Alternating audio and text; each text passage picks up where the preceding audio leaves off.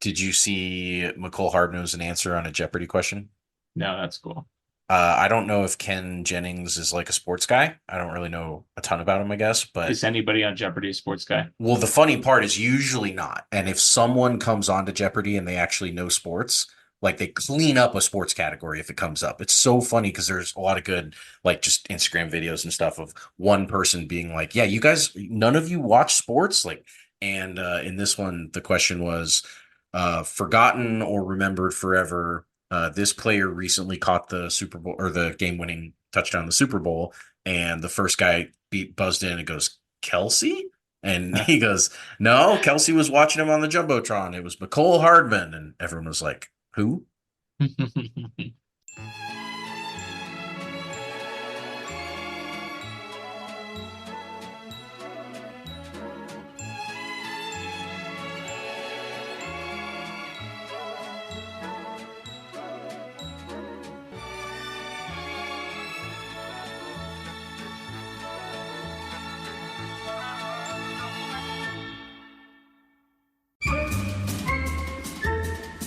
Welcome in to It's Always Sunny in Cheese Kingdom. I'm Austin. Find me on Twitter/X at Real Bird Lawyer, on Blue Sky Bird Law Expert. Here with me is always my co-host Taylor at Taylor_Wit on Twitter/X, on Blue Sky Taylor M Wit. What is going on, buddy? Watched one of the greatest basketball players of our generation dice and slice her way to the Final Four earlier tonight. Caitlin Clark dropped 41 points on LSU. That girl is unbelievable. Like, I know you're not into the amateur basketball thing, but like she drops half court threes constantly. Like, she's a completely different player than anybody else other than Steph Curry that I've really ever seen. I care a lot more about Caitlin Clark than I've ever cared about Yes, a men's amateur basketball understandable. player, and couldn't happen to a nicer opponent either. Well, Kim Mulkey got sent packing. That's We right. got a great show for you guys. It is a Monday, so I feel like we should address the elephant in the room, which is that we last recorded and released an episode on March 21st. And the reason for that is because I was in Kansas City this last weekend just to hang out. And so there's obviously been a lot of news that has happened since the last time we recorded the show. Sneed got traded, Rashee Rice got in a whole thing. So we're going to address all of that and more in the news, and then we're going to hit the next great American dynasty. We have year two of Patrick Mahomes in the playoffs. For those of you who don't know, this segment is about every playoff game in the Patrick Mahomes era. We last episode addressed the one of the three losses, the most palatable three losses, overtime against the Patriots in the AFC Championship game in the 2018 season. And now we're into 2019. And this one's got a great ending, but we got to kick it off first, of course, with the Houston Texans coming to Arrowhead. So let's hit the news. Well, it finally happened, and we've had a little bit of time to process it. L'Jarius Sneed, no longer Kansas City Chief. He was traded on the 23rd to the Tennessee Titans for a 2024 seventh round pick swap, which does end up with the Chiefs getting a pick about 20 spots higher than their original seventh round selection, and then a 2025 third round pick. L'Jarius Sneed gets the bag from Tennessee, 4-year deal worth $76.4 million. That's $55 million in guaranteed money and $20 million signing bonus. So this obviously was motivated by, let's get this out of the way. It was obviously motivated by the contract. The Chiefs obviously were under the cap. They were compliant, but they didn't have a whole lot of wiggle room, and they clearly preferred not to play L'Jarius Sneed on the tag. And we can speculate, and we'll speculate about why that might be. But your initial thoughts about the trade? Bummed. I mean, from the standpoint that I really like Sneed as a player, he obviously was a good fit for the culture of the team. He was an absolute dog out there on everybody's best cornerback. I mean, arguably the best cornerback in football this year. I know there are different arguments and metrics to be made for a couple guys, but he was right up there. And he also kind of got snubbed on some of his awards stuff. I mean, no Pro Bowl, no All Pro, no any of that stuff, but he did come away with the last laugh of the Super Bowl win. And then the next biggest laugh, which is the bag. And so, I mean, I'm glad he got paid. I know he earned it. It just bummed me out. I didn't want to see him go, and I didn't want to see him go for only a third round pick. Yeah, we'll talk about the compensation in a minute, but yeah, I mean it's tough because there's obviously a lot of I feel like a growing amount of vocal discontent among Chiefs fans about Clark Hunt. Yeah. And you know, I think the last couple of years, and obviously he's been in the news lately for the did he promise to renovate the practice facility locker room? Did he not promise it? He comes out and says he got an F minus from the players, right? Like, and I feel like that was a big wake up call for Chiefs fans, a lot of us that like, I mean, it was pretty hard to find fault with the guy when we'd won two championships and obviously this year won a third and he paid Patrick Mahomes and he got around to paying Chris Jones. So hard to find fault with him, but I do think there's maybe something to the idea that he doesn't like spending a lot of cash up front. And obviously the Chiefs have navigated the cap brilliantly Mhm. in the Patrick Mahomes, Clark Hunt, Brett Veach, RIP Brant Hillis era. But they have been closer to the bottom in cash spending, not cap spending, but cash spending the last couple of years. And there certainly is, at the very least, a lot of smoke that the Chiefs didn't want to fork over the $20 million in cash this year to have Sneed play on the tag. And then on top of that, do the additional restructures that they probably would have had to do to give them a little bit of breathing space to sign their draft class and have a little bit of money left over to improve the roster in other ways. And so if that is the reason why this happened, and the only reason why it happened, if there was a directive from Clark Hunt that said, "Hey, you really got to get this L'Jarius Sneed contract off the books," and it wasn't purely a football move standpoint where they knew they weren't going to pay him long term, they were concerned about his health, whatever it might be, we want to get a future third round pick, we want to take a swing. That Yeah. would be unfortunate, and I don't Yeah. know if that's true or not, but if that were the case, that would be a bummer. Yeah, it would. It would be the type of move that non-championship teams make. Right. That the poverty franchises make. Like cost cutting, cost saving things that aren't because of the rules of the game. The cap is one thing.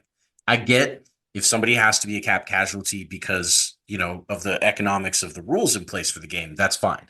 But to be cheap and to not want to spend, not want to put enough money in escrow or whatever the case may be, if you want to be an owner that tries to, avoid those types of costs, then don't be expecting to go win every Super Bowl. Like don't be Right. go, expect to be a championship caliber team. You have to be one or the other. And we don't know. We don't know any motivations or internal conversations, but just kind of based on where things have been perceived to be from the public, which is like you said, the F minus, the kind of the lower spending, despite the winning. The Chiefs have been the winningest team in the NFL since Mahomes arrived, and the spending hasn't followed suit with that. So I do think there's legitimate criticism to be laid on Clark Hunt. I think he thinks, I guess, that he doesn't need to spend to win, which I mean, I guess it's kind of hard to argue with. They certainly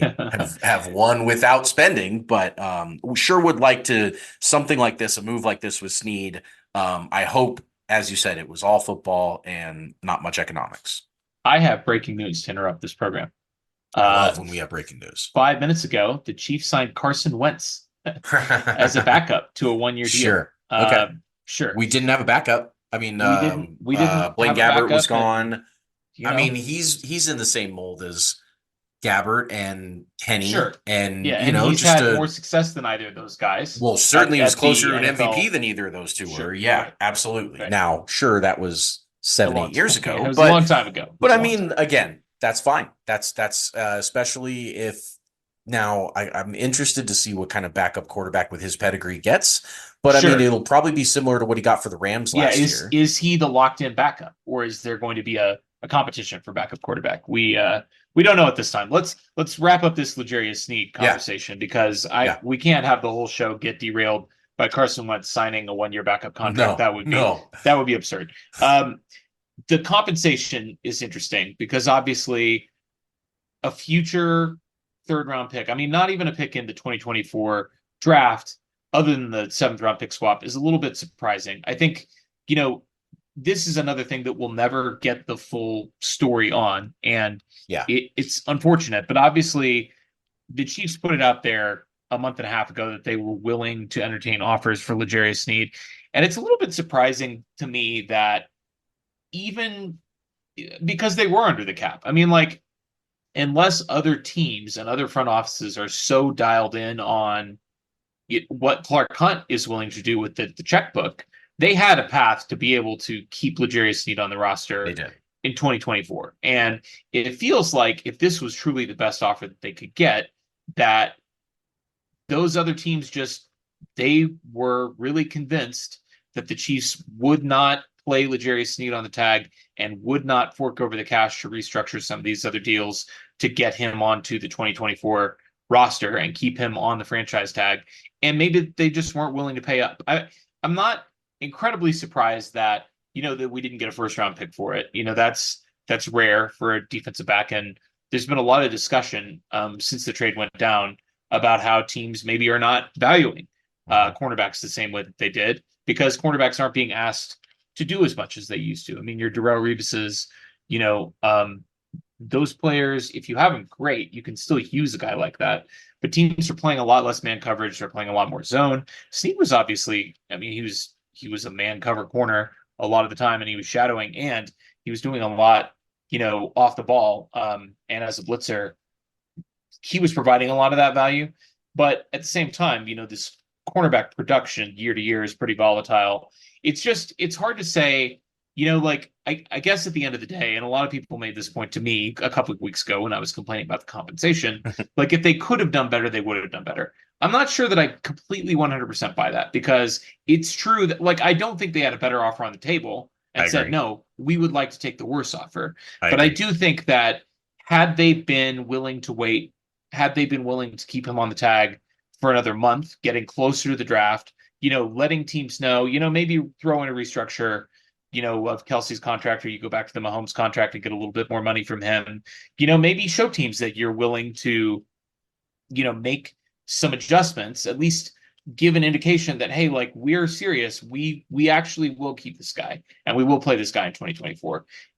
The longer you wait, maybe the offer gets worse, Yeah, but maybe you get a better offer. And that's really kind of what I was getting at when I was telling people like I feel like they could have gotten a better offer for him. Not that they took the worst offer on the table, I agree with but you. simply that if they had played the game a little bit differently, they might have been able to come up with better value, but maybe not. These trade negotiations are not just like, do you want this guy? Yes, okay, done. And we're, like it's there. There's a lot more nuance involved with that, obviously. And at the same time, I think my main frustration with it was coming from the fact that I don't think they needed to trade L'Jarius Sneed. I now playing on the tag, if he told them I'm 100% going to sit out all next year, which first of all would have been a much worse decision for him than it even was for Chris Jones. Like, Snead hasn't made the money in his career to back up getting, the franchise tag sit out fees and all that stuff. But the point is, I did think that the economics could have squeezed Snead in, but I guess it didn't. So, we're moving on. Good luck to him in Tennessee. I hope that his knee holds up. That was a concern. Was the medicals weren't maybe necessarily up to snuff with when he went and did his exams for some of the other teams. So we'll just kind of see how it all plays out. But right now, given how this team has developed corners over the last couple of years, given their propensity to find diamonds in the rough and turn guys into L'Jarius Sneed, we'll trust them.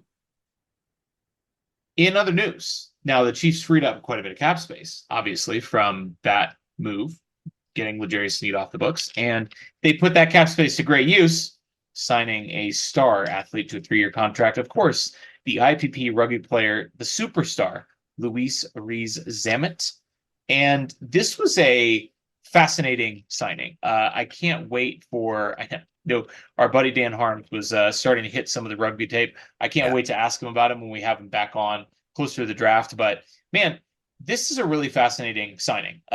For a number of reasons. Number one, the NFL just changed the kickoff rules, which also happened since the last time we recorded the podcast, in that they now, I mean, they're just going to line up the blockers. That is not the returner, but the players are just going to line up, 10 yards off. They're not going to get a running start. And 5 yards. it, yeah, 5 yards. Sorry. I Thank you. think. I I think actually that's right. now I'm No, pretty sure I had it in my mind the 40 and the 35, but either way, very close to each other. It's not the 50 yards down the field and hit them like a car wreck. I mean, it's a lot safer. yeah. And it's also a lot more interesting just in terms of the way that you can scheme things up. Not that you couldn't do that with the old kickoff rules, but obviously that was trending into a dead fake play for years now. And Yep. now you have a completely new set of kick return rules that resemble in many ways rugby kick Yeah. returns, and just the way that those plays could be blocked up lends itself to a guy that has experience doing that sort of thing. Now, in addition to that, this guy ran a 4.4 at the International Combine, so he has been working in the International Pathway Program here for the last couple of months, training specifically for football, doing the drills, working out. And White Man Can't Jump is vertical, not impressive, but a 4.4 at his size, 6'3", 194. I mean, pretty good. Not only that, but the GPS tracking data for this guy is insane. Listen, I get that when you're playing on a bigger pitch, which I believe rugby is it's a larger playing surface than a football field is, but he hit 24 miles per hour in a rugby match. And Mhm. Tyreek Hill, now listen, Tyreek Hill is running in pads. They don't wear pads in rugby, right? I don't know how much that slows you down. Certainly at least a little bit. Um, and again, it's a different sport, like it's a bigger playing surface, whatever. And you have a little bit more space to get up to full speed than you do on a football field. Tyreek gets up to full speed, he's already in the end zone. But Yeah, sure. 24 Right. miles per hour is faster than Tyreek Hill has ever run in an NFL game, which In is pads for Tyreek, which is a big right. deal. It But is. But he's motoring. I mean, people don't get up to 24 miles an hour unless they're extremely fast individuals. And even if you give Luis the pad tax and you drop that 24 down, he's still right up there with the fastest ball carriers in the NFL. I mean, it's not, it doesn't subtract 10 miles an hour when you put the pads on. Like he still would be, I think he's going to look spry out there. And, he's explosive, which is something that, maybe you don't need a guy to be track speed, but definitely having that burst in a play like the kickoff where you can see a hole. And in these new kickoffs, there's not going to be levels to it.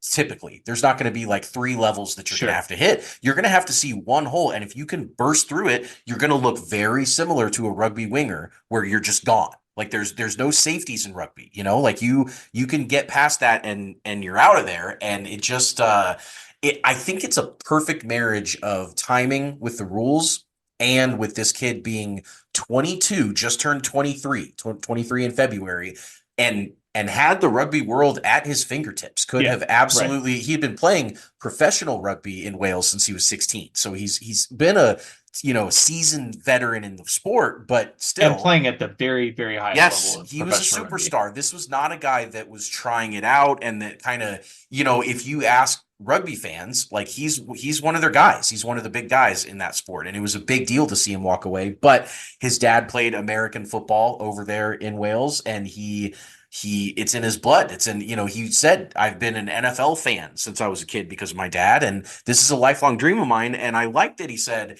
if not now for me, then when? Like he was like, if Right. I'm gonna make this happen, I can always go back to rugby if this doesn't work. Like I'm good there, like he's set. But the salaries he was making about $200,000 equivalent in as a superstar rugby player, which is fine amount of money, but that NFL minimum contract is closer to $1 million. I mean, it's a big jump in lifestyle, in competition, in proving himself. A lot of fun stories here if he sticks on, which a 3-year deal, and the IPP, the pathway program, gives you a free roster spot. Not a, Right. he's not going to take up a 53-man or a 16-man practice squad spot from someone. He's a free roster player. So like they want to encourage the international pathway. And I mean, I just think this is a slam dunk. Yeah, just to give the listeners some perspective, back in December, the list of the 100 best rugby players in the world for 2023,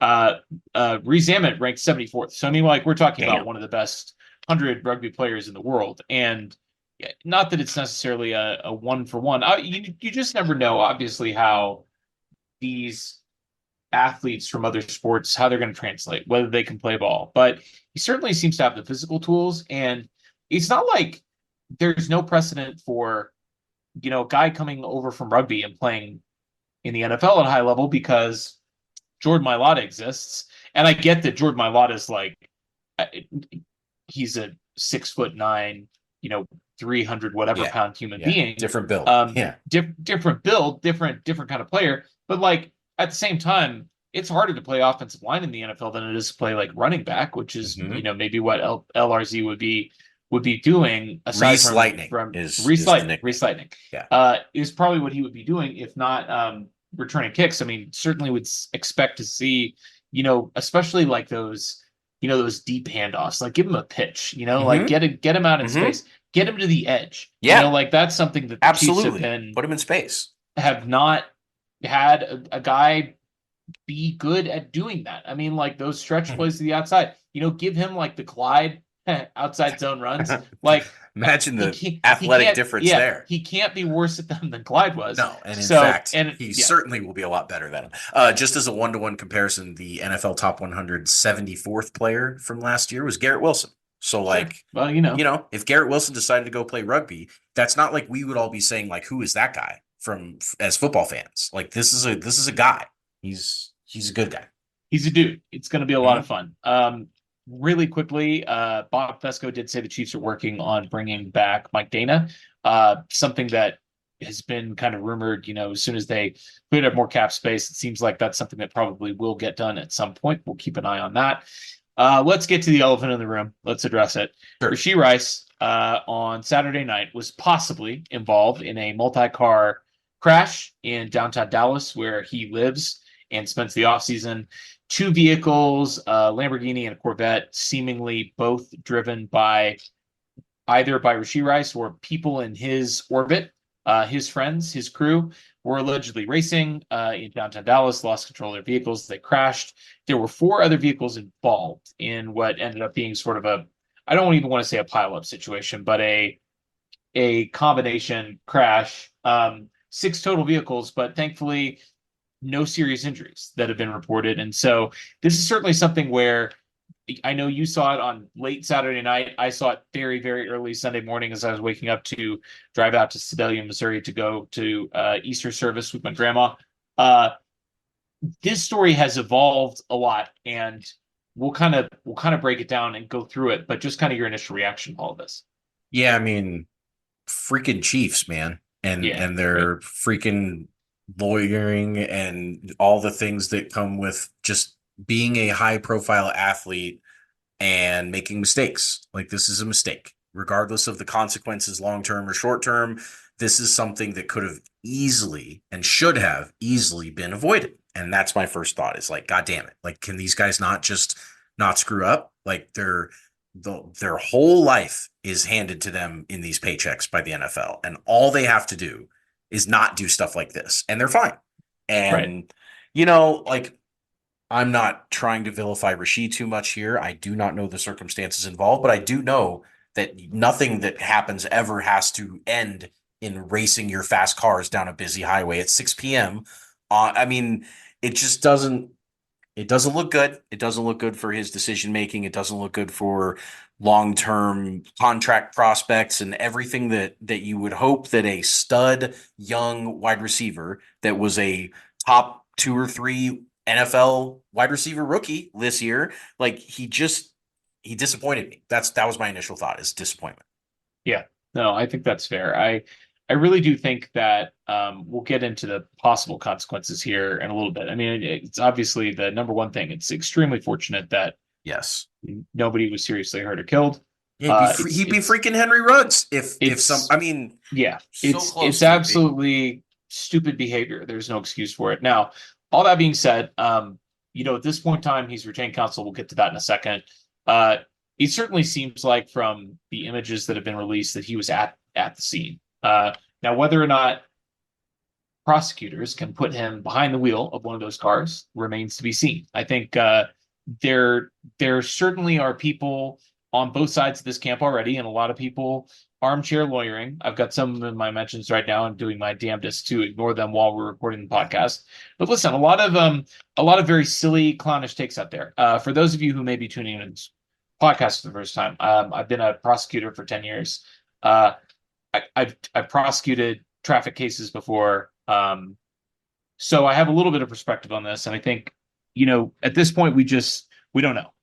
The fact that he left the scene obviously could expose him to some charges for leaving the scene. Leaving the scene in itself is a pretty serious crime. Yeah. The reason it's a serious crime is because people usually, not always, but usually when people leave the scene, it's because they feel like they've done very serious harm to somebody, and they're worried about, going to jail, or they're drunk, or they have drugs in their car, or whatever. I'm not saying that's what happened. I'm saying oftentimes when people leave the scene deliberately, that's kind of what's going on. That's the thought process. Bigger thoughts of Yes, of if I crimes leave, involved, it will be better for me than if I stay. Mhm. And I'm not saying that's what happened here, but that's why leaving the scene of an accident is a serious crime. Now, that being said, how serious is it, right? Like, what are we talking here? Big picture, consequences, potential consequences. He's retained counsel. He released a statement, and it's just your bang on generic. It's not a cheataholic, wild, crazy. Oh, He's innocent, and I the saw walls are somebody. closing in. And Yes, I mean,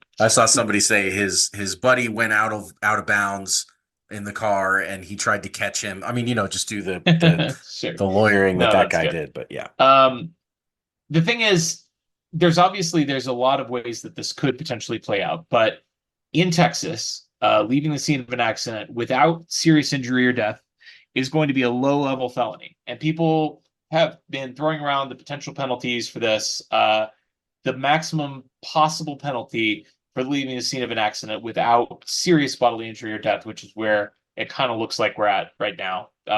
Serious bodily injury, like in Colorado, for instance, I haven't looked it up. In Texas, includes like any break or fracture. So like if you like broke a finger, that's sure. not something that the police would consider to be a serious injury. It's not life-threatening, but it could technically be legally, it could be considered serious bodily injury. I'd be pissed So if I broke a finger. Sure, sure. I mean, we're not completely out of the woods yet, but even if we have serious, obviously no one's died. So even if we had serious bodily injury somehow, you're looking at a low-level felony. It's not really that different, completely different situations. But really, I think it's maybe helpful to look at Frank Clark, weirdly enough. And like, Frank Clark got charged with 2 low-level felonies for having the Uzis in his car. Another stupid, fairly senseless thing to be doing. And to be caught doing it twice in the span of, a couple of months. He likes his as he Uzis, was. man. Sure. And, to be honest, it's probably more justifiable to have an Uzi in your car when you're a rich, famous athlete than it is to be driving your car down a busy highway in Dallas. Yeah, you could right. rent a racetrack, bro. Yep. Like, I don't know how much that costs, but you're good for it. And now then, of course, you'd have to tell the team, and like Brett Veach probably put the kibosh on that. It's the thrill of the other people. I get it. But I think the Frank Clark situation is actually maybe a little bit instructive here, because people see felony and they freak out, and they think, then they see potential prison time and they freak out. Spoiler alert, every felony carries the possibility of potential prison time, right? It's just why wouldn't it? It's just a question of how much. If you're looking at a misdemeanor, you're looking at jail, you're looking at a felony, you're looking at prison. So that doesn't mean, number one, it doesn't mean that he's going to be charged with felony. First, they have to prove that he was driving. Can they do that? Maybe. Can they prove that he intentionally left the scene, right? Like, it's probably at this point, if he was the one, if he's the one in the pictures, it certainly looks like he was there. And obviously he left before the police got there. It also seems to me from the reading of the Texas statute that leaving the scene there is a strict liability offense, which basically like doesn't give you the option to say, well, I didn't know that I caused a crash, or like, I didn't know somebody was hurt, or whatever. Sure, that makes sense. But in any case, they have to be able to prove it all first. What they start at charging wise is not how the case is ultimately going to end up. It's always a little bit, and I feel like deja vu a little bit, because I remember doing this with Frank Clark a couple years ago. But just because somebody's charged with felony doesn't mean that they're going to plead to it. And even if they do get, a low-level felony charge, that doesn't necessarily need very much in terms of potential legal discipline. Let's leave the potential legal discipline for the end. But The charge can always be pled down. He's obviously going to have the best legal representation that anybody can buy. Again, this goes back to, don't engage in the behavior in the first place, and then you're not out, $100,000 for a lawyer or whatever, he's going to end up paying for that. It's an expensive mistake, so Yeah. don't do it. Yeah. But all that to say that, like, especially with something like this, where is it stupid behavior? Is it reckless behavior? Yes. Did he intentionally kill a guy? Did he kill a guy at all? Mhm. Did he seriously hurt somebody? Like, was there intentionality behind it? All these things are factors that are mitigating in his case, where, he didn't do this. This is reckless conduct. It's not intentional conduct. Uh, there's almost no chance that they would be able to prove any kind of impairment at this stage, because again, he left the scene. Alcohol metabolizes in your blood extremely quickly. It's in and out of your system in 6 to 12 hours tops. Mhm. Even if you're hammered drunk, it's Mhm. probably not going to stay in there that long. He successfully evaded police. Let's just call it what it is, Right. long enough that if he was impaired and he was driving, they're not going to be able to prove it. Now, even if, I mean, I see people posting photos, he was at a restaurant drinking earlier that day. Even if that's true, that doesn't prove that he was impaired at the time of the crash. And that's what you have to be able to prove to convict somebody of a DUI or something like that. So he's out of the woods there. I'd be stunned if any of that presented any kind of serious problem at all. So in terms of potentially discipline, going back to Frank Clark, I mean, Frank got what, 2 games? I think it I was was. trying to remember if Frank even got dinged for that. I Yeah, remember. I think he I'll got look two it or up while you four. keep going. Yeah, but all that to say that, like, I mean, you can quibble about what's more serious from Two a moral games. standpoint. 2 games, sure. Nailed it. So what's more serious from a moral standpoint? Like, obviously Frank, unless he shoots somebody with an Uzi, like, carrying around an Uzi doesn't in itself present great risk to society. I guess it could just go off, whatever. Guns, Sure. Sure. they're dangerous, Yeah. but certainly it doesn't present the same risk to other people as driving down the highway at 150 miles an hour or whatever during rush hour in Yeah, Dallas, it's which kind of the is difference between owning a fast car and racing with that fast right, car. right. Having Yeah, the sure. Uzis versus shooting the Uzis, two Right, very different acts. right, exactly. But in terms of the level of felony that they are, they're pretty similar. They're like in the Yeah. same ballpark. Now you do Yeah. have two different jurisdictions, California versus Texas, a different reputation in terms of how those Yeah. states Of course. handle crime. Yeah. But there's also something to be said for that. It happened in Dallas, which, like, Dallas compared to rural Texas, Hmm. if he did this in, El Paso. the middle of nowhere, rural Texas, Yeah. sure, he might go to prison, He right? might Like, die. Yeah. I mean, yeah, he might yeah. get the death penalty, right? Yeah. But he Yeah. did it in a major city, a cosmopolitan city, Dallas. Uh, you just can never really predict how prosecutors are going to react to prosecuting a celebrity. True. This type of case, and this is sort of an interesting little wrinkle in it too. This type of case is the type of case that typically would be handled by an extremely low level prosecutor, like one of the newest prosecutors in the office. Those are the ones that have handled traffic and misdemeanors, and even a low level felony in traffic is probably going to be handled by a relatively inexperienced prosecutor. Because it's a celebrity, that probably won't be the case. They'll probably have somebody on it that, a supervisor will probably handle the case. That person's not probably extremely well versed in prosecuting a traffic offense because they're on as a supervisor to bigger and better things, murders, you know, Yeah. sexual Sure. assaults and Yeah. The all good kinds of stuff. exciting things like that. The real cases that people care about and that really matter. So it's just really hard to predict how exactly this will play out. But I think at the end of the day, I will go on record with my official prediction. I think he will get suspended. I think he will get less than 4 games. I'd say 1 to 4 games. And I think ultimately we will look back on this and be thankful that it was worse. Yeah, I sure hope that's the case. We definitely are already thankful that it wasn't worse. And if the first couple games of the season are a struggle on offense, then hopefully he learns a lesson there that his actions matter and they have consequences. And that's a bridge we'll have to cross when we get there. But Yeah, it was an unfortunate situation. We'll hope that nothing further comes of it, and we'll hope that he keeps his nose clean from here on out. He can't have shit like this going on if he expects to stick long term in the NFL. That's just you're gonna screw around and get caught one of these times. Yeah, it's always good to have, to fuck around and find out, but without finding out, right? Like Yeah, we talk about sure. this in a humorous context with the team all the time, but like Yes, to be in I a was thinking that. situation Yeah. where you make an egregious mistake, but you and everyone else is able to walk away from it, that usually, unless you're a real big time knucklehead, usually has a pretty powerful effect on future behavior. And let's hope that it does in Rashee's case as well. Before we turn to the next great American dynasty, just really quick on the Carson Wentz situation, Hmm. because this is interesting. The Chiefs, Trey Wingo reports the Chiefs actually wanted to sign Wentz last season Yep, I as remember that. Mahomes' backup, but Wentz still saw himself as a starter. Interesting. So And now he the doesn't. Chiefs, the Chiefs are ending their years-long pursuit, Carson Wentz, with a 1 year backup contract for him. Yeah, I think it's funny that he was like, "Nah, dude, I could totally be a starter," and then he backs up Matt Stafford for 1 year in LA. Now he's like, "All He's right, like, guess that was it. yeah, Guess I can't do it yeah, no more." yeah, maybe not. This guy's got it more than I got it. Yeah, it's going to be an interesting situation. We'll see. Obviously, we'll update the backup quarterback battle if it ends up being a battle going forward. But now we have to turn to the next great American dynasty. As I mentioned, the first game of the 2019 playoffs. Boy, this was an interesting regular season.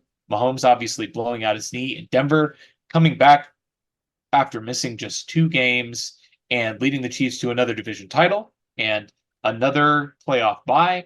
But here we are, the first round of the playoffs. The Chiefs are hosting the Houston Texans at Arrowhead. And I can't think of a better way to break down this game than the Chiefs system. So I will turn it over to you. So we didn't have the chief system in place. In fact, we didn't have the podcast in place yet for this game, for recapping this game. This is one of the last games that we didn't have a live podcast for.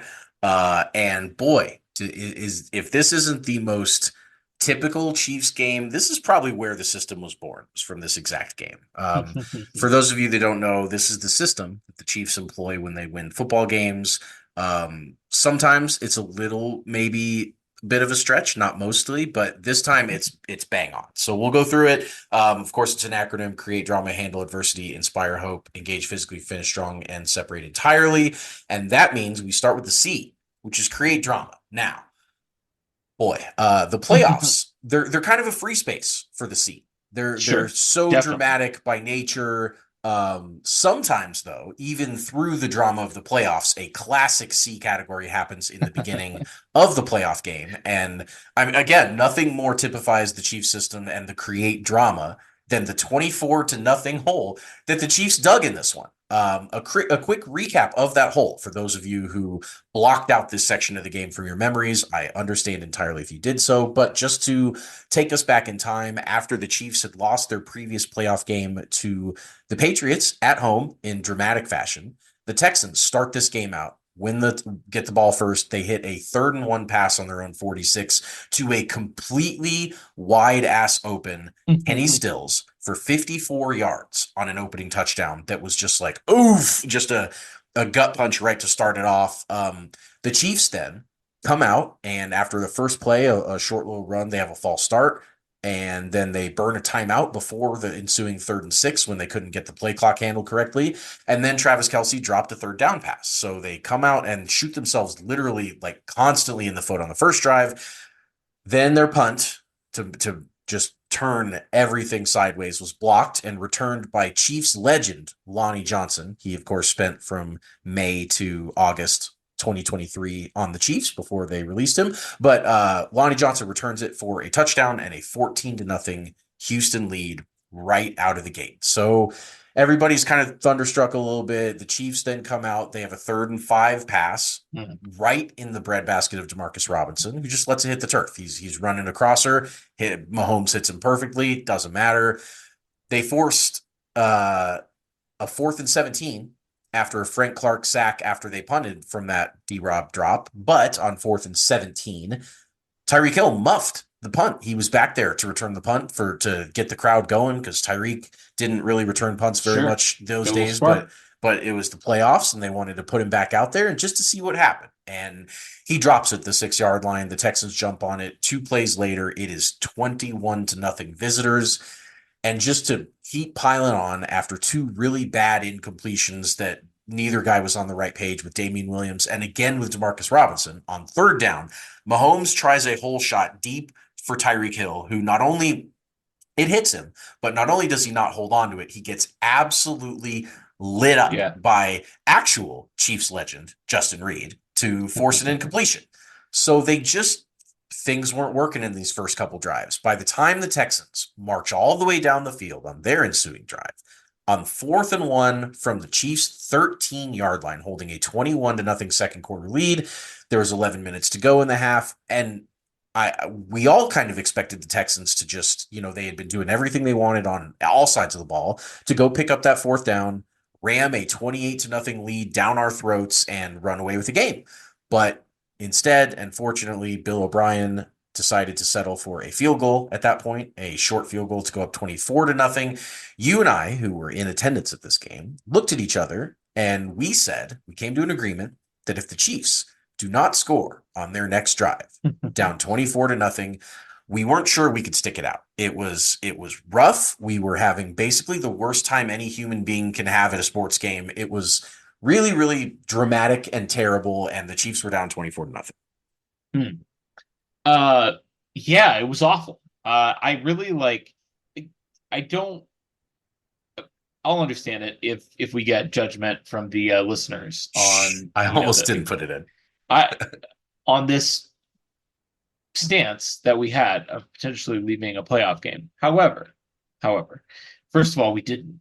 But second of all, I mean, let's spin back and hit on a couple of things that you pointed out here. Number one, the Chiefs won a playoff game the previous year at home. They hosted their first AFC Championship game ever at Arrowhead, right? And those were huge accomplishments. And Mahomes won the MVP, and obviously there was a ton of promise for this season. However, the Chiefs did lose in the AFC Championship game to the Patriots. And then after getting a bye again for the second year in a row, they came out completely flat and they were getting absolutely walloped 24-0 by the Texans at home. They looked flat. They looked bad. They were doing all kinds of stupid stuff on defense. They were doing stupid stuff on offense. They were doing really stupid stuff on special teams. Yeah, so, I mean, this was the first playoff game since I had moved to Colorado. So I actually flew in for this game. You did. And I flew in that morning and I was going to fly out that night.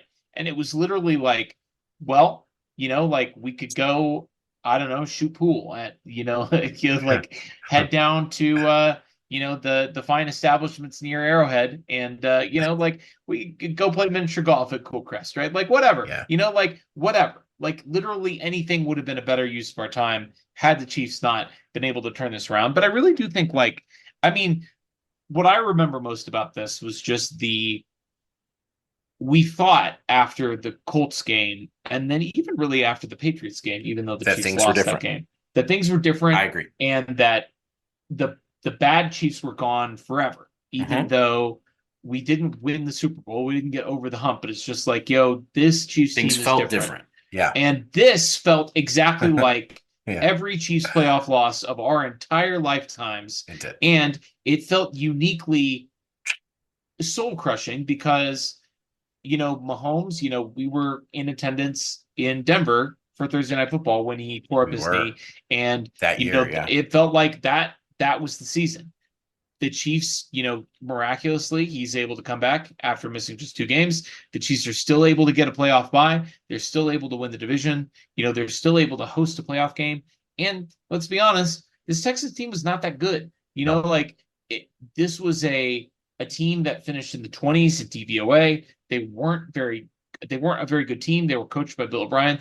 They were quarterbacked by Deshaun Watson, who was a good player, had a good year, but he's not Patrick Mahomes. This is a game that the Chiefs should have won. And then for them to come out and just lay a complete egg, the vibes in the stadium were very bad. They were very, very bad.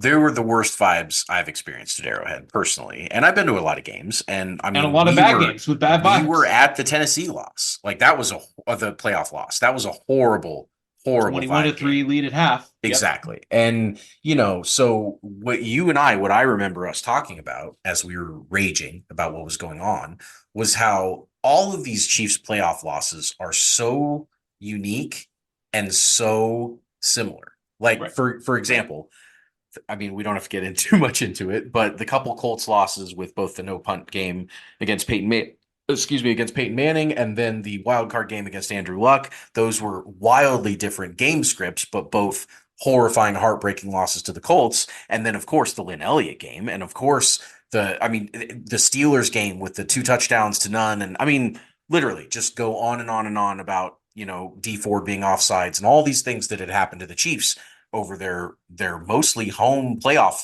horror Yeah. house of horrors. And then now, to get blown out by the Texans in a year after the MVP season and all that stuff, it was a gut punch. However, of course, that was only the C. That was only the drama that was then created. The Chiefs said, "Don't worry, Taylor. Don't worry, Austin. We've got the Chief system. We've got handle adversity, the H."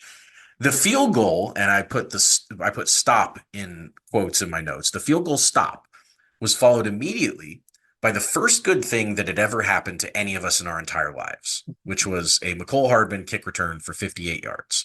Set up the Chiefs to begin their climb out of the abyss and back into this game. There was a quick little 25-yard pass interference to Travis Kelce that got our curiosity.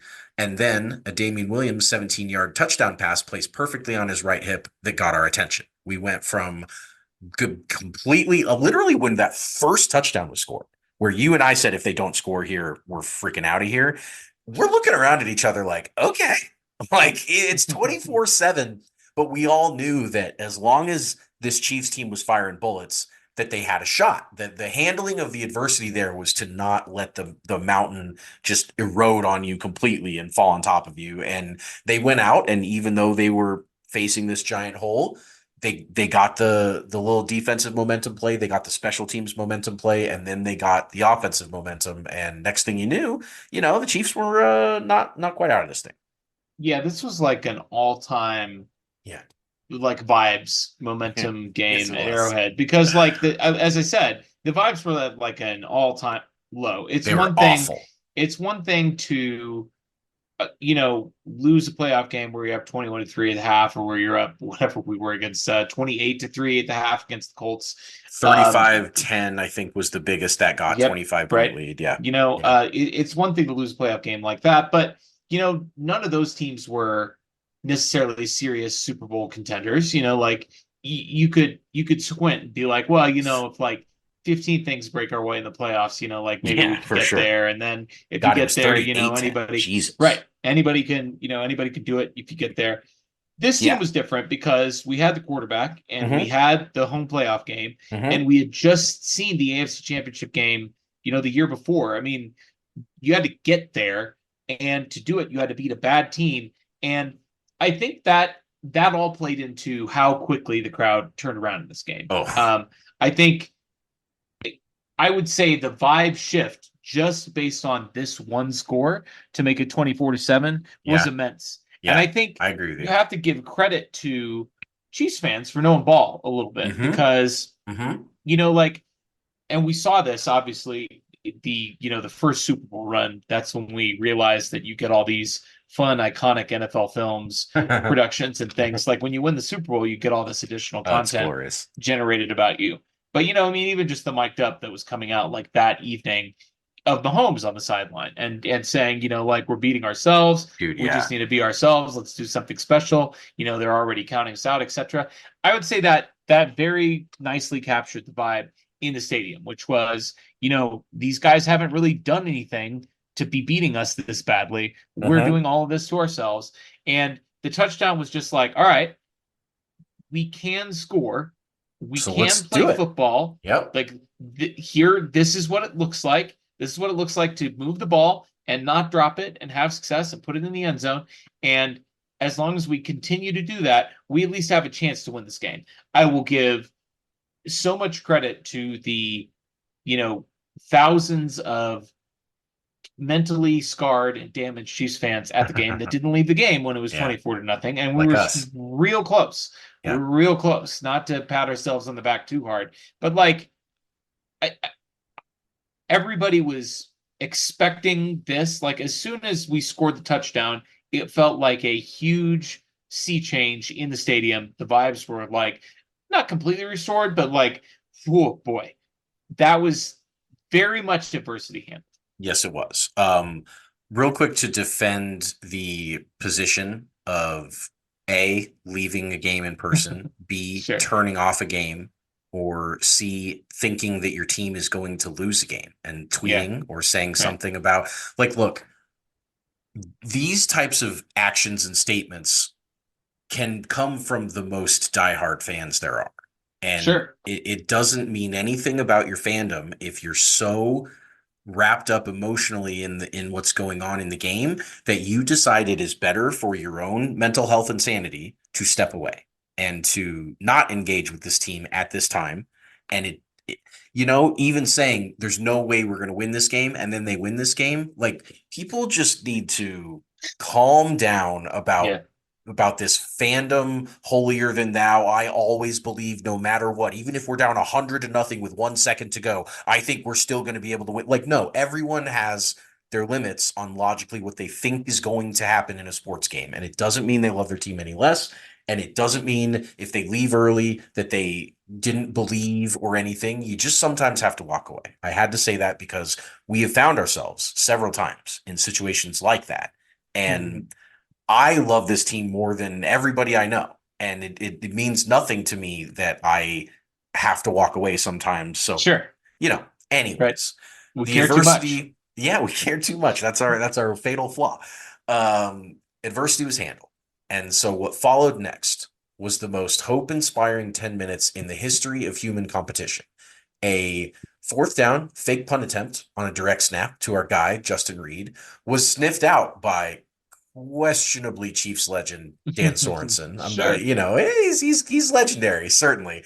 Uh, for another just a shot in the arm, a life boosting play that the Texans didn't need to give the Chiefs. The Texans certainly could have punted that ball away and made the Chiefs drive the whole length of the field. They did not, and the Chiefs immediately came out and they knew that Lonnie Johnson was so overmatched by Travis Kelce. They threw a ball to Travis Kelce immediately and got a 28-yard DPI that if Lonnie Johnson doesn't pass interfere him, I mean, Kelsey's probably taking it to the house. Like he Right. just toasted him. It was classic. And that put the ball after the fourth down stop and a 28-yard DPI right down to the 5-yard line. So the Chiefs are already down, even though they're down 24-7. They're knocking on the door. And then the very next play, Mahomes finds Kelsey again to cut the once insurmountable 24-point lead all the way down to 10 in a blink of an eye. It is 24-14. And even though the next entries in the Chiefs series could all be the Inspire Hope headline, the Inspire Hope, this is a very inspirational game in general. And we could have detailed all the rest of these plays under eye. We'll let the game breathe a bit, and I'll break eye here. Our emotions sitting in our seats at Arrowhead. As you mentioned, we're at an all-time roller coaster of both high and low. People were yelling stuff in their seats, but not like the way that when you're normally mad at a game, everyone kind of grumbles and kind of yells and Right. kind of stuff. But people were like, "This team sucks!" Like Yeah. literally just losing their minds. And the sad part was nobody around them was being like, "Nah, dude, don't worry." Like everyone was Right. in this just horrifying moment, and then after this touchdown to cut the lead, I mean, I felt like we were up 2 touchdowns after that Right. second Right. touchdown. I felt, we were so elated and the weight was so lifted off our shoulders that first of all, it's a game again, regardless of the outcome of the game. Like now the Chiefs are down 10. Now we can cook. Now it's absolutely all systems go. But more than that, you could sense the crowd just kind of feeding off of this and turning into this frenzy that I've never been a part of. We had some Magical Royals runs in person that were pretty close, where like the Royals would start doing some stuff in 14 and 15 where it was like, oh, the other team is so screwed. Even if they're Yeah, up double three in magic. the eighth inning, the other team, like you still are like, devil magic. Absolutely. But this is what this was. This was the closest to Chiefs devil magic that I've ever seen. And I mean, I'm getting chills right now just recapping that moment. It was amazing. Hmm. It was amazing, and I mean, we obviously have to give all the credit to Patrick Mahomes because We do, as if always. anyone else was the quarterback, we wouldn't have felt like it was possible. But because he was the quarterback, it was not only felt possible, but it felt inevitable. Yeah. And at the same time, I think like it is important to point out that like, I mean, a couple years before this, we saw the Patriots come back from 28-3 in the Super Bowl, regrettably. And, the Chiefs, a couple years before that, gave up, a 25-point lead in the playoffs to Andrew Luck. So it's not like what we were watching, it wasn't unprecedented. It wasn't something that had never happened before. If Now, I may, as the we will greatest comeback in discuss, NFL history up until this yes, point in this game was a playoff game, was a right, 35 to exactly. nothing deficit or 32 to nothing. So, I mean, Yeah. this, you're By a backup absolutely right. quarterback, by the way. So, That's right. So the precedent was certainly set. Now, of course, as we will discuss, the way that it happened was unprecedented and will probably never be seen again Mm. in terms of how quickly the reversal happened. But yeah, I mean, this was, again, just an all-time 180 vibe shift stadium wide. And, it's credit to Chiefs fans that I know obviously there was that one guy who, proclaimed himself as the jinx and he left the Good game luck, and the Chuck. Chiefs to me. Good luck, Chuck. Uh, Good luck, Chuck, notwithstanding. Uh, Everybody was there. Everybody got loud. As soon as the team gave us a reason to cheer for something, the stadium was Arrowhead again. Sure, absolutely. So after the eye comes E, engaging physically. Mm. I'll bring up our guy again, Dirty Dan, with a pop on the ensuing kickoff after that Kelsey touchdown against DeAndre Carter that put the ball fluttering magically into the waiting arms of Chiefs running back Darwin Thompson on the kick coverage team, who certainly could have scored if he knew that he could advance a fumble on the kick return for a touchdown, which he did not know. So he caught it, kind of looked around to celebrate, and noticed everyone was still running full speed and was like, oh, Mm-hmm. okay. And he scooted a little bit more and got down to the 6. But then after a couple shots at the end zone on 3rd and 6, Mahomes, once again, he was scrambling to his right, finds Travis Kelce for the second touchdown in a row. And even though it was 24-21 Texans, it basically was game over Chiefs. I mean, it was as pandemonium. That touchdown there was just this like, I can't believe that. I think Romo said on the broadcast, I've never seen so many big plays by both teams it, all in a row in a game like this, where it was just not punch counter punch. It was like knockout, get up, knock the other guy out, get up, knock the other guy out. Like, I mean, they were just, the Texans were doing everything right for 24 points, and then the Chiefs just came back, and every single play on both sides of the ball and special teams were going the Chiefs' way. I've never seen the momentum of a game shift like this, and as you said, probably never will again. Just the way that the Texans jumped out to the lead, and then this torrent of points that the Chiefs came back with. Uh, it's as Mahomes has ever been. It was magic. Yeah, I mean, I love the way that you have orchestrated this, choreographed this, so that each letter it just sort of builds and builds and builds to the exciting conclusion. Because this is exactly how the game felt. It literally was, it's like, all right, well, there's the first touchdown, there's the second touchdown, oh, there's the third touchdown. Let's just see. Like, I mean, we know I we want to know see what's how going to far we can happen. go. I just want to see how far we can go. Just see how weird we can get with it. And Yeah. boy, did we get weird with it. Yes. So F finished strong. Now you'll note in the time in the game, there's a couple minutes left in the first half. This is Yeah, sure. the first time in the history of the Chiefs system that the F actually stands for finish the first half strong, because Yeah, right. that's what the Chiefs did here to essentially ice the game. There was the Texans, after the Chiefs scored to cut it to 3, marched kind of halfway down the field ish and had a 3rd and 12 to DeAndre Hopkins over the middle that Honey Badger, Tyrann Mathieu, just destroyed, just broke up beautifully.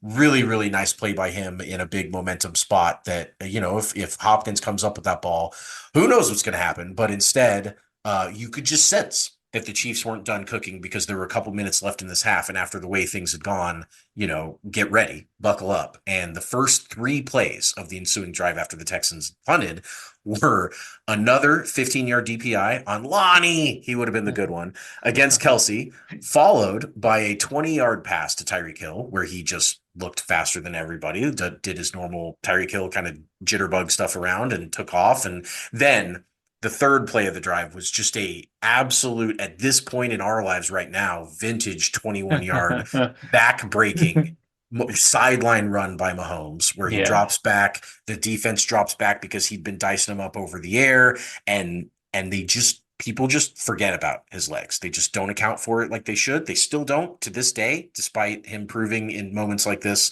that he's every bit capable of ripping off a 21-yarder. And no team had ever been more cooked at that point than the Houston Texans. They were up 24-21, but as soon as Mahomes scooted out of bounds, close to the goal line, arms up, flexing, just you could tell he was just like, these guys are done. And then not long after that, a couple plays later on third down, he's toe drag swagging his way to a third touchdown pass to Travis Kelce in the quarter, the fourth touchdown pass for Mahomes in the quarter, and the first time in NFL history that a team had been down 24 and then led by halftime. That of all the weird and crazy and unbelievable Mahomes stats and Chiefs Mahomes era stats that we're ever going to come up with in our whole lives, I just don't know how many are going to rank above down 24 to 28-24 in one half. It was breathtaking. It was the only other time it's probably ever going to be able to happen in NFL history is if once again Patrick Mahomes finds himself down 24 in the first quarter. He's the only guy you could ever see being able to pull off something that just neck breaking, unbelievable. This was like delirium. This was like out of body fourth touchdown, where like I just remember jumping up and down and being like, what is happening in my life right now? Like, why, where are we? It was something else. Yeah, it was pandemonium. I mean, it's crazy. Like, I mean, all the milestones for this game. I mean, the Texans, believe it or not, first team in NFL history to hit 0% win expectancy while having a lead in the game. I mean, literally, if you pulled it up on ESPN, like I'm looking at it right now. It's right here in front of me on the divisional round. I just see the win probability 0% in the first half with the lead. It was great. I mean, it was crazy. A team has never been more cooked, and obviously, it's easy to say this in hindsight, but like, it felt like the team would never lose again. And also that. Yeah, I mean, like, it felt like the Super Bowl was inevitable, and there were a lot of moments of doubt, which we'll talk about the next couple of weeks, between this touchdown and the end of the game. Damian Williams running to immortality at the end of the Super Bowl. Super Bowl live. Yeah. But I mean, this was one of those moments that, and there are so many moments like this in NFL history that you read about that other teams have experienced and that we never really had, right? Like you think about all these legendary playoff runs, and you mentioned it, not that it ended with the Super Bowl, but like obviously the Bills come back, on route to, I think, the second or third of their four Super Bowl losses, like an iconic game. The Colts didn't win the Super Bowl, but like a lot of people remember their comeback against us, unfortunately. And just to have one of those iconic NFL moments in, a couple years at this point after 28-3, you just lost to Tom Brady last year. Tom Brady was in the midst of, in fact, I think at this point he had already been eliminated, right? Maybe the night or the weekend before, because they got eliminated in the first round. Yeah, they got beat by the Titans at home in the wild card round on wild card weekend. That's right. So, it really felt like, in a lot of ways, like, all right, you beat us last year, you won the Super Bowl, congratulations. The run is over. This is it. This is time's ours. The team. we're the team that's going to be coming back from, down 24 points in a playoff game. We're the one except we're going to do it better than you. I mean, it took the Patriots the entire game to tie it, to send it to Yeah. overtime. And Yeah. it took us the first half to have the lead. So it just, yeah, it's hard to describe even now. And obviously at the time there were no words, Mhm. just noises and sensations. It was just Uh, it was something else. it was. We became the ones who knocked. That's basically what happened. And then S, separate entirely. In this case, the S also stands for second half because this game was a party at halftime. I mean, this was one of the most electric halftimes that I remember as a Chiefs fan. Just like everyone's still buzzing about that second quarter and with the Chiefs with the lead and just this whole atmosphere that we knew the Chiefs were getting the ball to come out in the start of the second half. Like we were talking about, you and I were talking about like, well, we're going to be up 10 and then we're going to be, I mean, just like, just seeing the writing on the wall. And of course that includes separating entirely. And that's what they did. Nobody could believe what, but at the same time, we all could believe it. We had all been watching Patrick Mahomes. We had all seen some crazy stuff that they had pulled off, whether that's the Ravens 4th and 9 or just all the different kind of wild moments, but nothing like this yet. The Chiefs never faced a third down on their opening drive of the second half. They went 7 plays, 75 yards, just ding, ding, ding, ding, ding, like that. Got down to the 1 yard line. Damian Williams, 1 yard, just an afterthought touchdown because at this point, even though it was 34-24, it was 3,400-24. I mean, the game was over.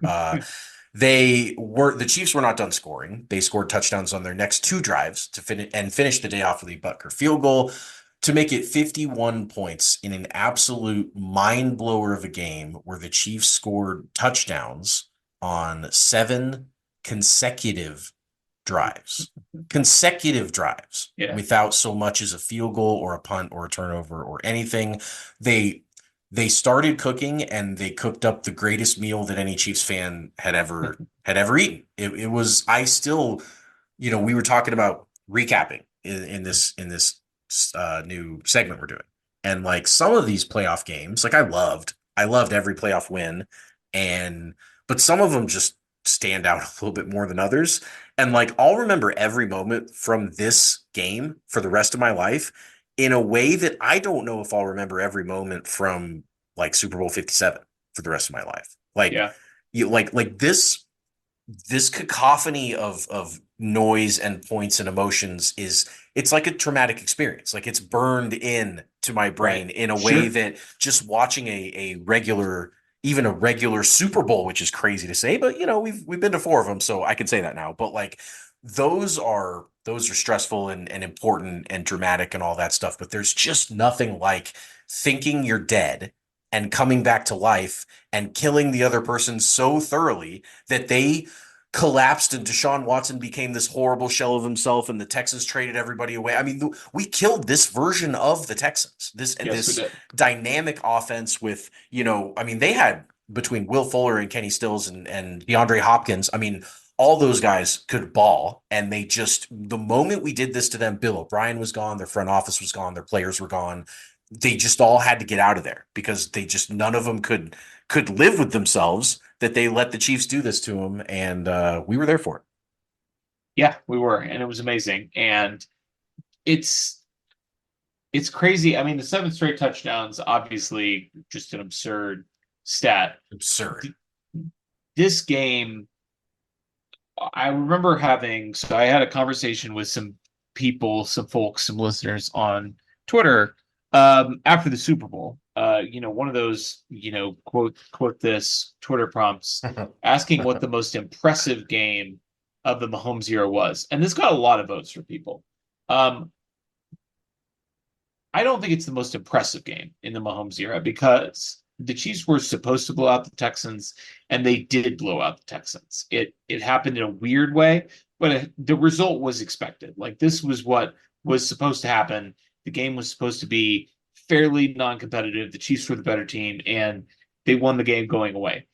But this is like, I mean, I'm not even sure which other game in the Mahomes era, regular or postseason, would be in contention with this game for the craziest game. The Like Rams this, game is probably the only other one I could possibly think of. sure, yeah, But I 54 mean, 51. the way that this game unfolded, like impressive doesn't really do it because the Chiefs dug their own hole.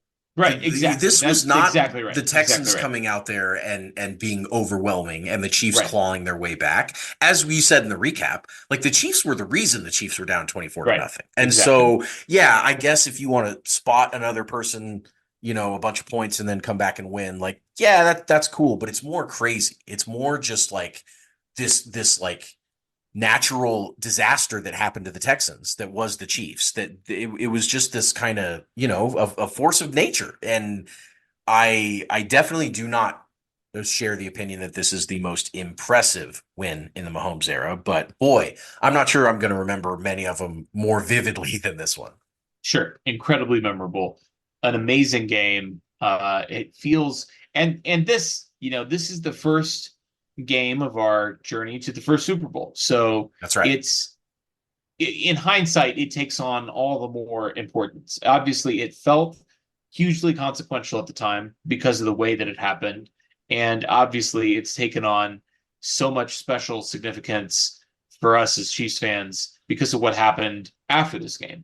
And we'll talk about that the next couple of weeks. But before we do that, let's get to our awards. As you said, this was one of the last games that we did not have a live recap. And we got to the Chiefs system somewhat late, relatively speaking, in our podcast. Yeah, a couple years. The awards were a staple almost from the very beginning, but this is one of the games where we didn't have awards. So we have our 5-star men who, through their play on the field, scream out, "I'm a 5-star man." We have our trash men. I'm the trash man. I come out, I throw trash all over the ring, and then I start eating garbage. Who are eating garbage all over the field. And of course, we have our wild cards. Wild card, bitches! Yeah! Who are capable of anything. I will start us off with, of course, the obvious choice for 5-star man. And I say the obvious choice. Yeah. There were many obvious choices for 5-star men in this game.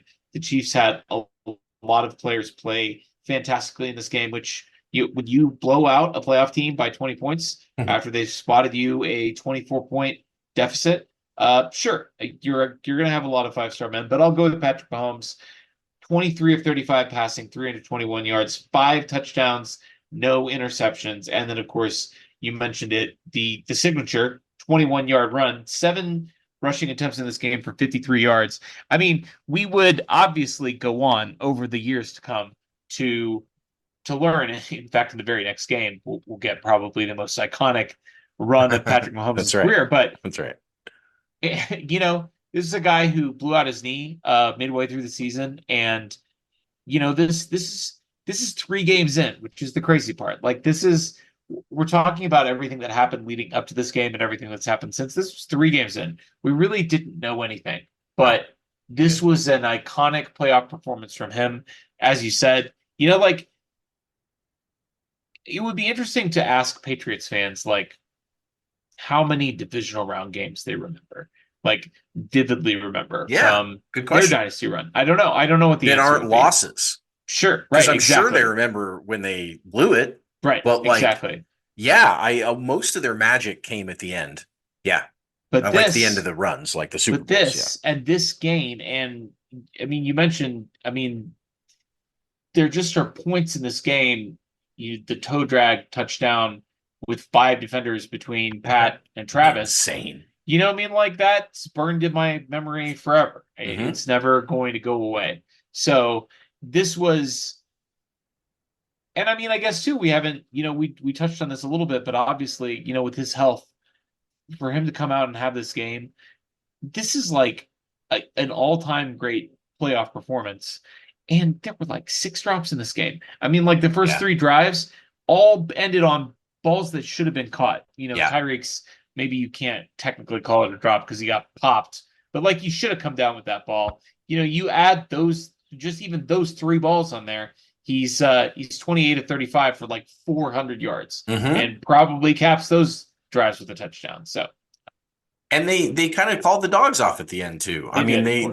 It was masterful from The moment the Chiefs quit shooting themselves in the foot until they realized they were up 20 and everything was all good, Patrick was perfect. He was perfect. There wasn't and perfect on the sidelines, perfect in his demeanor, perfect in Right. execution. I mean, he was as fully formed of a ultimate weapon in football that you can possibly be in this game. And I mean, of all the 5-star awards we've given him, and we've given him a lot, the award is basically his to lose every game.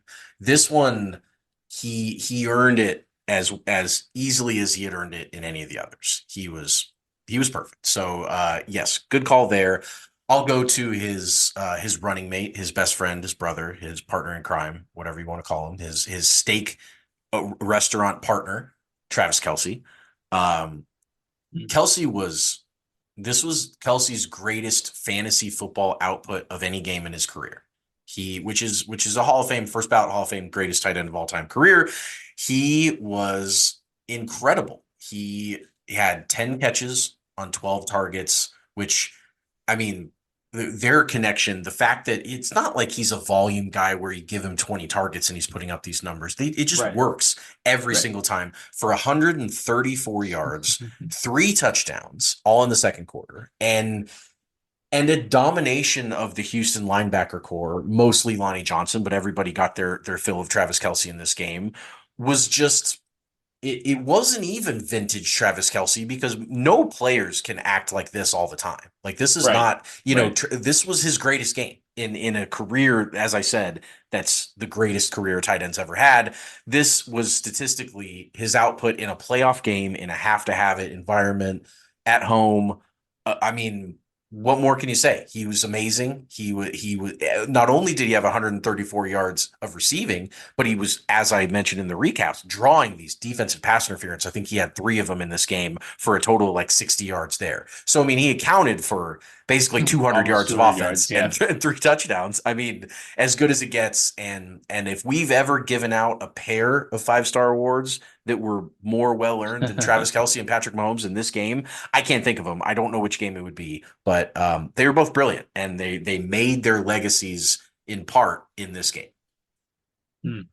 Let's not dwell on the trash men, but let's hit the trash men quickly. Sure. Obviously, this was an iconic win for the Chiefs. I'll give the trash man award. My nominee goes to Tyreek Hill. He did have 3 catches for 41 yards in this game. The miss, probably not technically a drop, but again, he got lit up, but he could have. He's come down with it before. Yeah, we've seen him make that catch before, and I mean, just a guy that, I mean, his physicality, I think, always underrated, and I was surprised that he didn't come down with that ball. But 3 for 41 with that ball in there, and then the lost fumble to allow the Texans to go up 21-0. And I was thrilled when they saw him back there. Like the entire time Tyreek Hill was a Chief, I was like, put it back there. Every time he gets back there, I'm excited. I'm ready to go. The crowd was excited. And then for him to let us down like that, fumbling the ball. I mean, I feel like that's a big part of the reason the vibes were so bad, right? Like, yes, you go from, all right, we need a spark. Like, we're down 14-0. That's not insurmountable whatsoever. We need a spark. Tyreek's back there. And then literally he gives up a touchdown. Literally, like, he gave a spark just to the Texans. To the Texans. Literally the worst possible thing you could do in that situation. Yeah. So he gets my trash man. Sorry about that, Terry. We'll make it up to you. Yes, we will. I'll go with D-Rop in this game. Demarcus Robinson, 1 catch for 4 yards on 4 targets, 3 really bad miscommunications with Mahomes, 1 early third down where, as I said, pass was there. Just classic D-Rop. I don't like to trash the guy too much, but he had his really bad moments with his team, and this is as bad as his career probably was. And then I'll just, like you said, let's not dwell on trash man. Let's just move right through it. We don't really care about dogging the Chiefs when they just came up with one of the greatest wins in franchise history. So I'll move right on to wild cards, and I want to bring up Justin Reed in this. We name Chiefs players as these awards, but in this case, he was a Houston Texan in this game. He was trying to cover Travis Kelce. That didn't super work very well, but as we saw, that didn't work for anybody on the Texans. He got the direct snap on the on the fake punt, and what was really funny and fun about that play in hindsight was that one of the angles later after the play was over showed Justin Reed pacing back and forth behind the line, and Dirty Dan just mirror image right with him on the defense or on the special teams defensive side, just watching him. He knew Justin Reed was trying to get up to something, and then they must have just still had the call on. I forget really after the game if Bill O'Brien said something about their decision making and that if they saw something that they liked or whatever, but they ran the fake punt. Dirty Dan snuffed out Justin Reed. And then, of course, Justin Reed was so shook by this that he wanted to come join the good guys and be a Kansas City Chief and win Super Bowls with the Kansas City Chiefs. So that's pretty wild card behavior there, to lose so badly that you go join the team that crushed you and be really good for that team. It's not like Justin Reed was a bad player. He wasn't a bad player with Houston, and he certainly has been a great player with the Chiefs. So he gets my wild card for this one. I like it. We got to end with the ultimate wild card of this era of Chiefs football. And, sometimes a lot of times the wild card is for a player with an up and down performance. But sometimes the wild card is for an up and down player who comes through when you least expect it. And I feel like I gave this exact speech the last time we gave this guy the wild card, but he's on a heater. Dirty Dan Sorensen, come on down. Not only was he the special teams ace in this game, I mean, he literally played almost every single snap on defense and on special teams in this game. Not only did he come up with the fourth down stop of the aforementioned Justin Reed on, huge, just one of the largest momentum shifting plays in the game. Certainly. Not only did he come up with the turnover, or essentially force that out, not only did he blitz the quarterback 5 times, he had 0 missed tackles in this game. I mean, this was quite literally one of the greatest games of Dan Sorensen's NFL career. Got to be the greatest. I mean, 100% of the defensive snaps, 80 defensive snaps in this game, 29 special team snaps. That's 78% of the special team snaps. And when you account for the fact that the Chiefs were kicking, how many extra points in this game? 7 extra points. 7 extra points in a field goal. Plus a field goal. Yeah. I mean, you take those snaps out, that accounts for he's literally on almost every single special teams play that wasn't a kick. I mean, the coverage units, he would have been on for literally almost every single snap that he could possibly play in this game, and he played out of the world. I mean, this was again probably the greatest game of his NFL career. And let's be honest. I mean, you mentioned it. I mean, Chiefs legend Dan Sorensen. I feel like that's appropriate. Legends are not always perfect 100% of the time. They're legends because their reputations shine so brightly, and we remember their heroic deeds. And we remember sometimes their missteps. King Arthur, not necessarily the greatest guy. He's out there sleeping around with other people's wives. And I didn't expect to be talking about King Arthur, and I'm actually a little bit rusty on the story, whether it was Lancelot that actually slept with his wife. Anyway. Everybody was sleeping with everybody back then. Sure, exactly. But you get the point. The point is that he may not have always been perfect, but in this game he was, and that makes him the ultimate wild card. We'll see you guys next week. It's always sunny in Chiefs.